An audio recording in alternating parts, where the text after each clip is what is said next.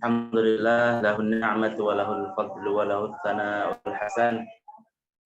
Wa salawatullahil barrir rahim wa malaikatil muqarrabin ala sayyidil mursalin Muhammadin wa ala alihi wa sahbihi thayyibin tahirin.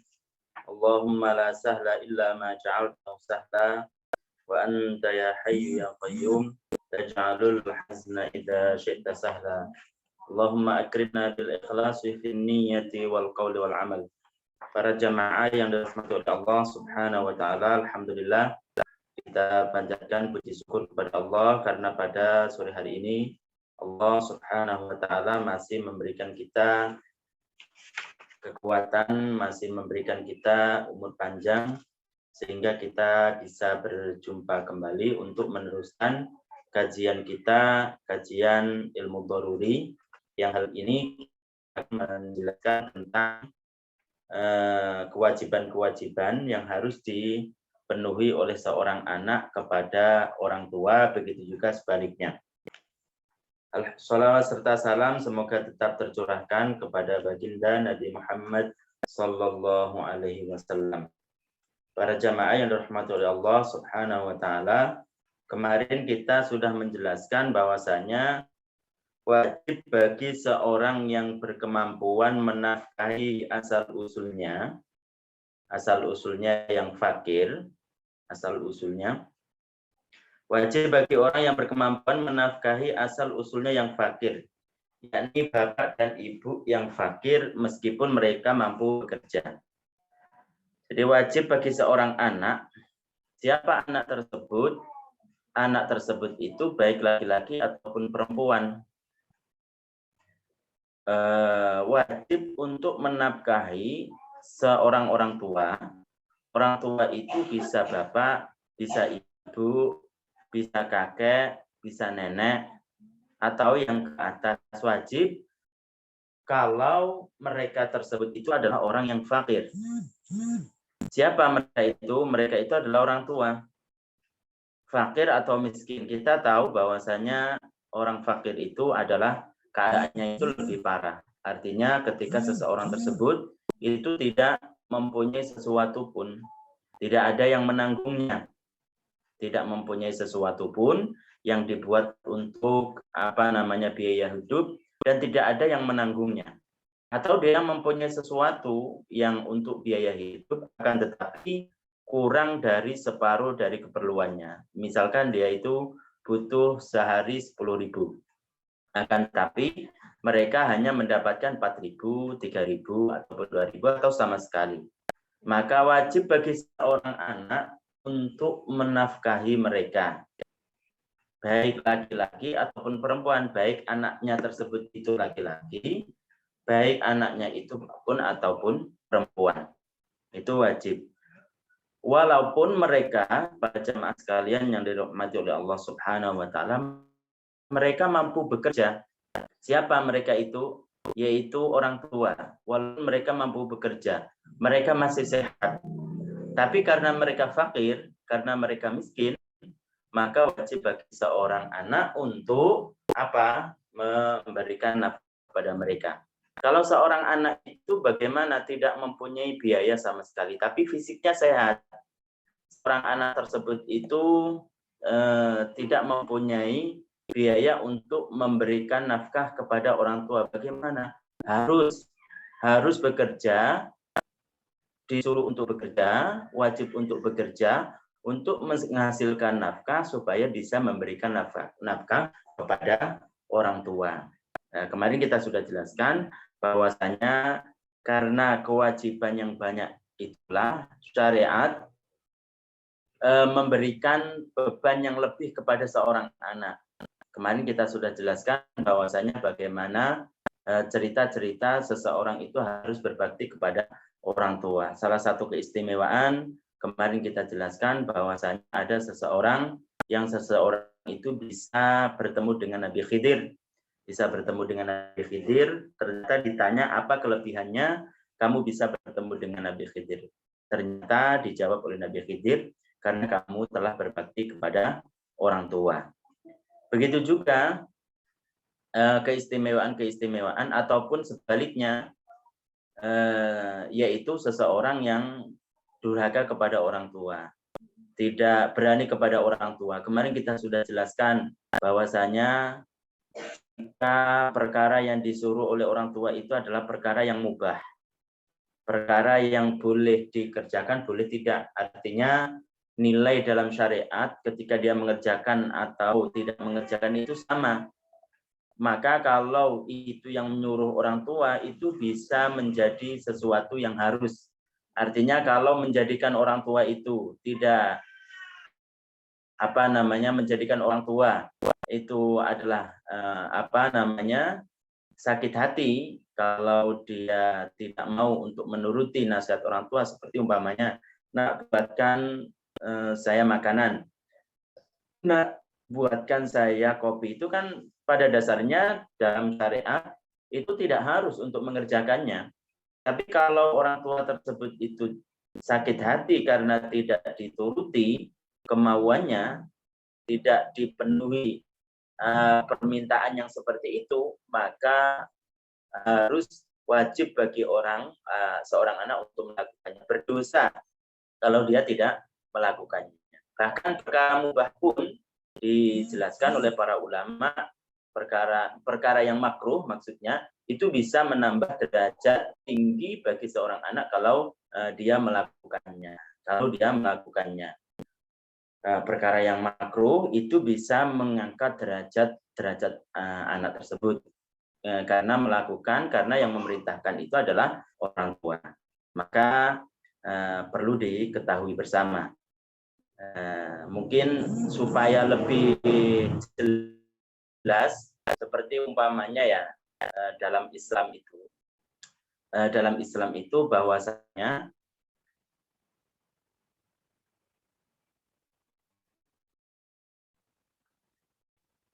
ya, jadi dalam Islam itu ada hukum-hukumnya itu makruh. Makruh itu seperti kita tahu bahwasanya seperti merokok umpamanya, ataupun seperti umpamanya dalam Islam itu hukum makruh itu menurut pendapat yang bisa dipegang itu seperti seperti mencukur jenggot gitu kan. Kalau seseorang mencukur jenggot itu kan sunnahnya itu adalah membiarkan. Nah, tapi kalau orang tua tersebut itu akan merasa merasa tersakiti dan lain sebagainya karena dia itu tidak mencukur jenggot, ya udah dilakukan aja karena di sebagian tempat tersebut ada orang tua itu beranggapan kalau orang-orang yang ada jenggotnya dan lain sebagainya, itu kan pikirannya adalah pikiran negatif. Akidahnya itu adalah akidah yang tidak sama dengan orang tua. Sebagian kan begitu. Pikiran-pikiran orang tua kan seperti itu. Bahkan yang biasa kita dengar kalau orang tersebut itu adalah orang berjenggot itu biasanya adalah teroris.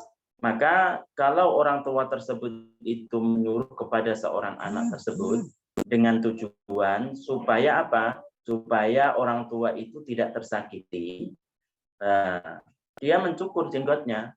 Karena apa? Supaya tidak dianggap bahwasanya itu adalah teroris. Padahal yang benar itu kan memberikan pengetahuan kepada orang tua bahwasanya membiarkan jenggot itu adalah sesuatu yang sunnah. Tapi kalau ia lakukan itu karena diperintah oleh orang tua dan orang tua itu akan tersakiti kalau dia itu tidak menuruti perintahnya, maka itu akan menambah tinggi derajatnya. Dia akan mendapatkan tinggi derajatnya. Itu contohnya seperti itu. Jadi sesuatu yang makruh pun kalau dia itu lakukan karena Allah Subhanahu wa taala, karena atas perintah orang tua, itu bisa meninggikan derajat dia. Bahkan kalau sampai tersakiti oleh orang tua, sesuatu yang diperintahkan itu tidak dikerjakan dan menjadikan orang tua itu sakit, maka bisa berdosa. Kecuali perkara itu adalah perkara yang haram. maka tidak ada toleransi, tidak ada yang namanya menurut kepada makhluk untuk sesuatu yang bisa mendatangkan maksiat kepada Allah Subhanahu wa taala. La ta'ata li makhluqin fi maksiatil khaliq. Tidak ada ketaatan kepada makhluk kalau itu mendatangkan maksiat kepada Allah Subhanahu wa taala. Jadi bisa dipaham ya, bisa dipaham bahwasanya sesuatu yang itu nilai mubah ataupun makruh, kalau itu diperintahkan oleh orang tua, dia dilakukan oleh seorang anak, maka itu akan meninggikan derajatnya. Bisa menjadi pahala bahkan bagi anak tersebut. Bahkan sebaliknya, kalau sesuatu tersebut itu tidak diturutin, menjadikan orang tua tersebut yang tersakiti dengan tidak menuruti perintahnya, maka bisa menjadi berdosa anak tersebut. Jadi begitu. Jadi wajib bagi seorang anak, anaknya itu siapa? Baik itu anaknya sendiri ataupun cucunya, untuk memberikan nafkah kepada orang tua. Orang tua itu siapa? Orang tua itu bisa ibu, bisa bapak. Anak itu bisa laki-laki, bisa perempuan. Orang tua itu bisa laki-laki, bisa perempuan. Wajib untuk memberikan nafkah yang asliyah. Nafkah yang asliyah itu adalah nafkah memberikan makan ya secukupnya. Secukupnya artinya tidak berlebihan sampai dia kenyang. Kemudian memberikan biaya-biaya untuk keperluan orang tuanya. Bahkan kemarin kita jelaskan bahwasanya ketika ada seorang yang mau naik haji, kemudian apa? Setelah dihitung-hitung biayanya tersebut itu biaya yang tidak berlebihan. Akhirnya apa? Akhirnya orang tuanya itu, bapaknya itu minta untuk nikah lagi. Nikah lagi artinya ibunya udah meninggal, kemudian ingin nikah begitu. Ibunya meninggal, kemudian dia ingin menikah. Kan berarti kan butuh biaya yang banyak. Setelah dihitung-hitung, biaya tersebut itu terserap sebagian atau sepertiganya dan lain sebagainya yang menjadikan biaya untuk naik haji itu tidak cukup. Karena apa? Karena untuk membiayai orang tua. Maka orang tersebut dalam segi biaya itu tidak wajib. Artinya apa? Tidak wajib bagi dia untuk menunaikan ibadah haji. Yang asalnya itu wajib karena dia memiliki biaya. Tapi karena disalurkan, dibuat untuk membiayai keperluan orang tua, jadinya berkurang, jadinya tidak wajib. Itu. Jadi hak-hak bagi anak kepada orang tua itu sangat agung sekali. Kemudian juga sebaliknya kita jelaskan kemarin bahwasanya jika ada orang tua yang tersakiti karena perbuatan anaknya, maka bisa anak tersebut itu berdosa. Kemarin salah satu perkara-perkara yang membuat kita harus berbakti kepada orang tua itu adalah cerita tentang Abdullah bin Umar. Kemarin kita jelaskan apa ceritanya, bahwasanya ada seseorang yang menggendong ibunya untuk tawaf 7 kali. Kemudian ditanya, apakah apa yang saya lakukan ini sudah membandingi apa yang diperbuat oleh orang tua kepada saya? Dijawab oleh Abdullah bin Umar, sama sekali tidak. Wala bitolqatin min tolaqatiha, dan tidak membandingi satu rasa sakit yang diderita oleh orang tua karena melahirkan. Untuk satu rasa sakit yang diderita oleh orang tua melahirkan itu tidak membandingi, apalagi yang lain. Begitu juga tentang hadis Nabi SAW yang menjelaskan setiap dosa itu akan diakhirkan oleh Allah Subhanahu wa taala kepada orang-orang yang dikehendaki, kecuali salah satunya adalah orang yang berani kepada orang tua, dia suka menyakiti orang tua, maka dosanya itu akan dibalas ketika di dunia, begitu juga ketika di akhirat. Makanya kita sebagai seorang anak, kita harus berbakti kepada orang tua. Apapun yang diperintahkan oleh orang tua, sebaiknya kita lakukan selama perintah tersebut itu adalah perintah yang tidak maksiat kepada Allah Subhanahu wa taala. Kemudian meskipun mereka mampu bekerja, jadi meskipun mereka mampu bekerja, maka wajib bagi anak tersebut itu untuk memberikan nafkah.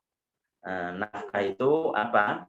Yaitu berupa makanan pokok, kemudian lauk-lauknya, ya makanan pokok sampai dia kenyang, tidak harus berlebihan, tidak harus berlebihan. Kemudian juga wajib baginya menafkahi keturunannya, yakni anak-anak dan cucu-cucunya.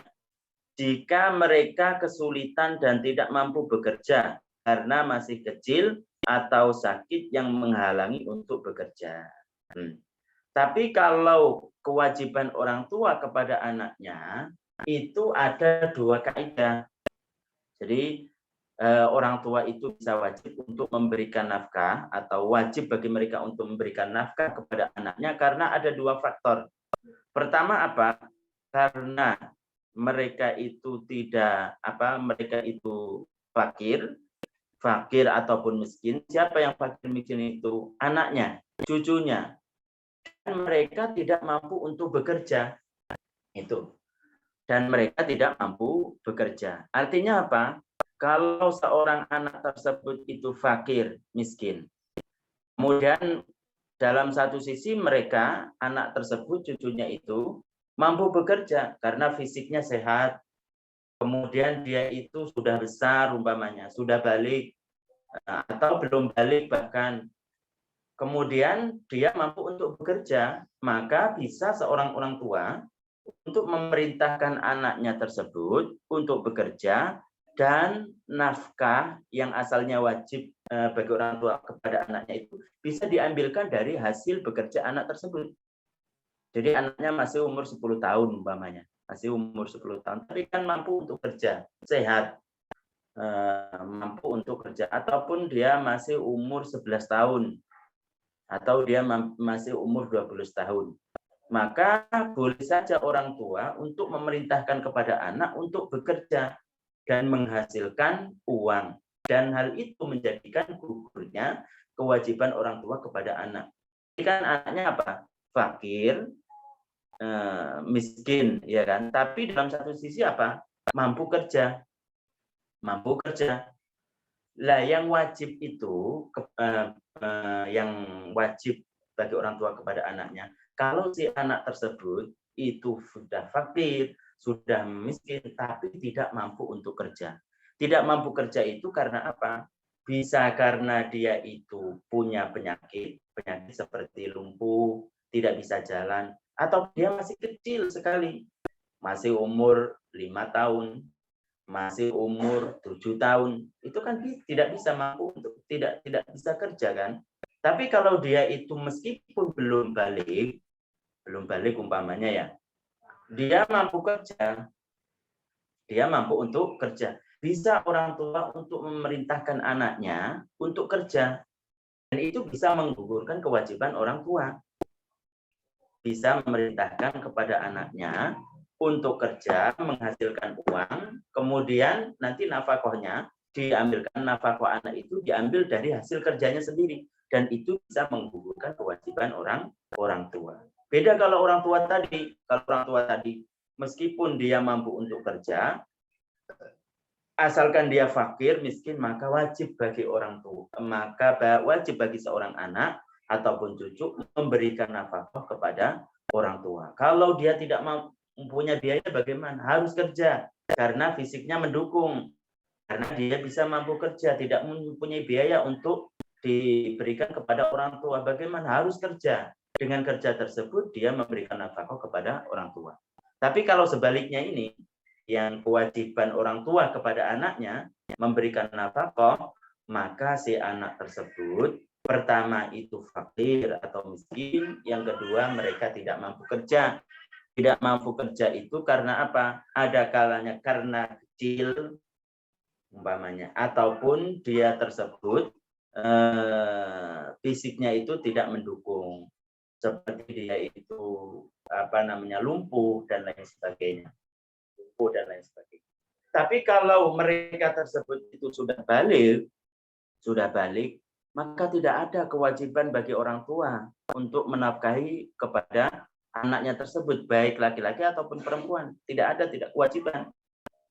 Artinya kalau mereka laki-laki anak-anaknya itu sudah ada padanya satu di antara dua. Kemarin kita sudah menjelaskan bagaimana kita mengetahui balik seorang laki-laki, anak laki-laki. Kalau sudah ada padanya satu di antara dua, maka mereka adalah balik. Kalau laki-laki ada kalanya mimpi basah ataupun sudah mencapai genap umur 15 tahun Hijriah. Artinya kalau laki-laki tersebut itu sudah ada padanya satu di antara dua ini, maka tidak ada kewajiban bagi orang tua untuk menafkahi mereka. Tidak wajib bagi orang tua untuk menafkahi mereka. Lah, mereka itu menerima nafkah sudah balik, mereka anak-anak tersebut sudah berumur 15 tahun Hijriah, sudah mimpi basah, tapi masih mendapatkan mendapatkan makanan pokok dari orang tua.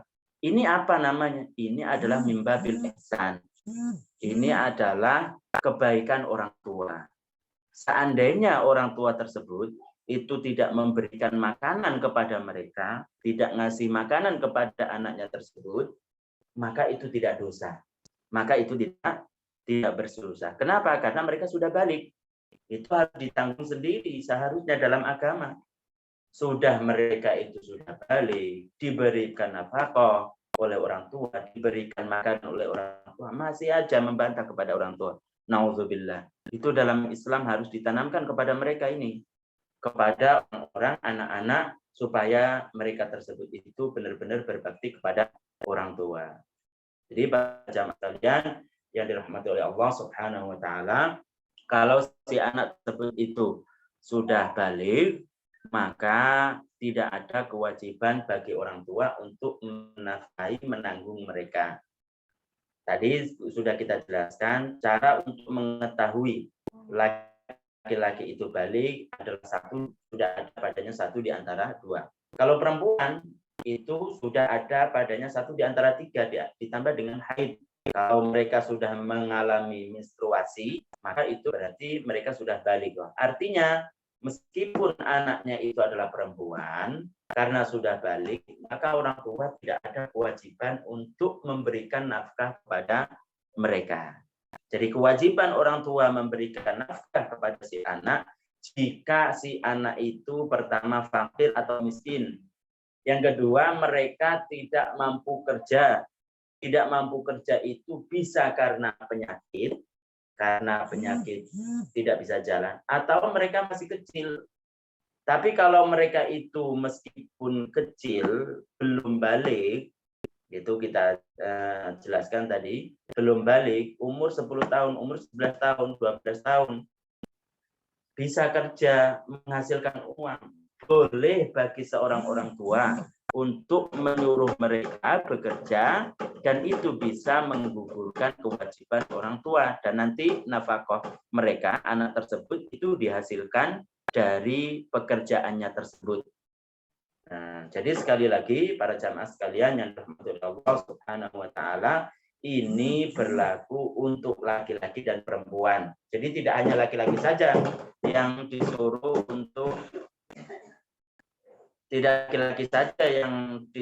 untuk kerja, perempuannya pun juga begitu. Dalam mazhab Syafi'i dan bekerja bagi perempuan itu tidak sesuatu yang aib. Yang penting ketika dia kerja itu memenuhi perkara-perkara yang diwajibkan oleh perempuan, menutup aurat dan lain sebagainya. Dalam mazhab Syafi'i tidak sampai kalau dia pergi dengan mahram dan lain sebagainya. Intinya apa?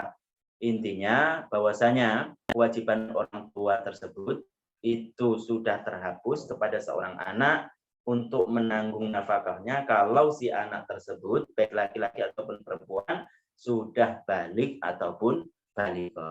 Seandainya mereka para anak tersebut itu mendapatkan nafkah, masih mendapatkan nafkah dari orang tua, maka itu adalah mimbabil ihsan, itu adalah kebaikan orang tua. Bahkan di sebagian daerah itu ya, bagian daerah itu sudah nikah, sudah mempunyai istri, masih ditanggung oleh orang tua. Kenapa? Karena kebaikan orang tua, Masya Allah. Karena kebaikan orang tua yang tidak terhingga. Banyak sekali, tidak terbatas. Dikatakan tidak terbatas katanya. Kebaikan mereka itu. Karena itu, maka seorang anak harus mengetahui hal seperti itu. Harus ditanamkan kepada anak, nak, kamu harus berbakti kepada orang tua.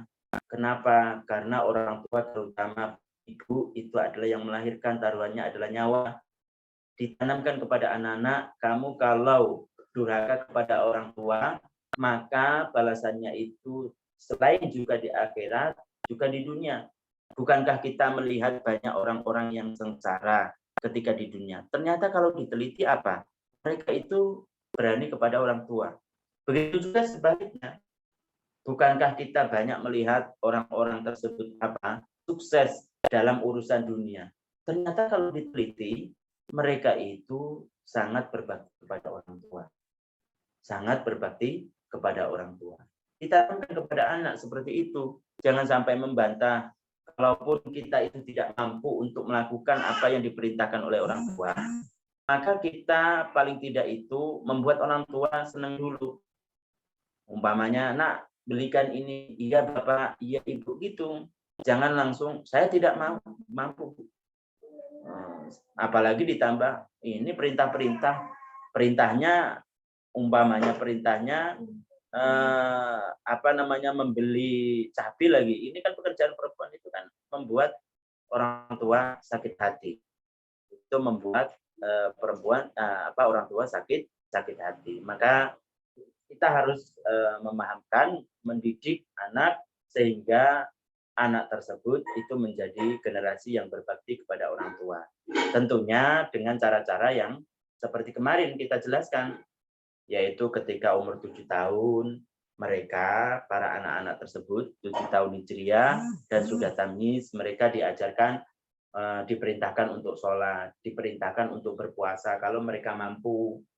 Nah, itu mulai dari dini itu disusun seperti itu.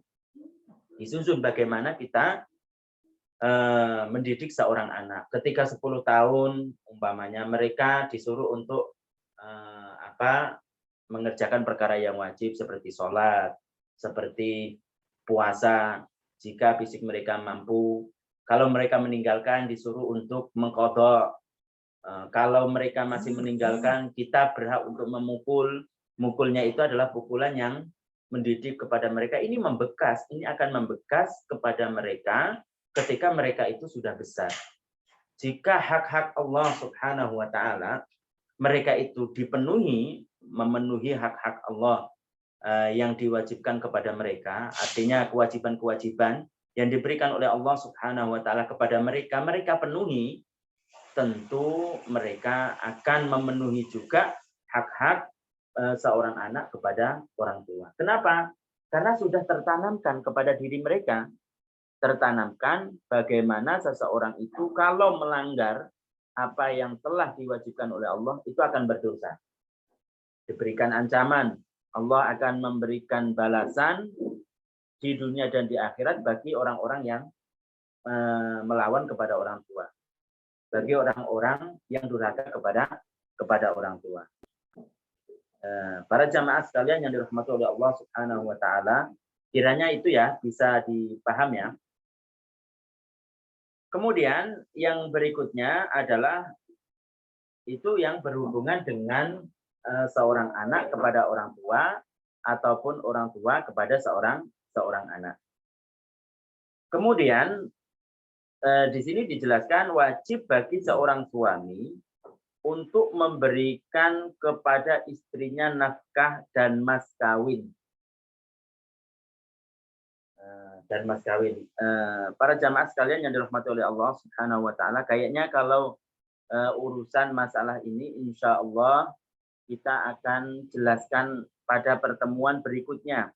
Insya Allah kita akan menjelaskan secara lebar tentang apakah mas kawin tersebut itu berpengaruh kepada pada sah dan tidaknya akad seseorang. Apakah mas kawin itu hanya berhubungan dengan kewajiban seorang suami kepada istri yang berkaitan dengan berhubungan suami istri. Itu insya Allah kita akan jelaskan pada pertemuan berikutnya. Kemudian nafkah pada istri. Kalau istrinya itu adalah istri yang sudah tertalak, bagaimana? Tertolaknya itu adalah tertolak 1. Tertolaknya itu adalah tertolak 2. Kalau mereka itu masih dalam keadaan iddah, status mereka itu adalah masih istri, kan begitu. Apa kewajiban seorang suami kepada mereka? Apakah wajib nafkah atau hanya wajib untuk memberikan tempat tinggal? Maka nanti kita akan menjelaskan pada sesi berikutnya. Insya Allah untuk pertemuan berikutnya adalah pertemuan yang terakhir. Insya Allah. Mungkin itu yang bisa disampaikan yang berkaitan dengan kewajiban seorang anak kepada orang tua dalam masalah nafkah.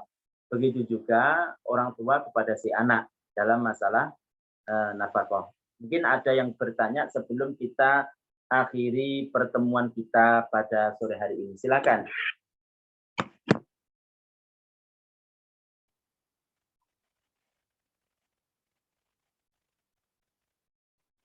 Ada yang bertanya?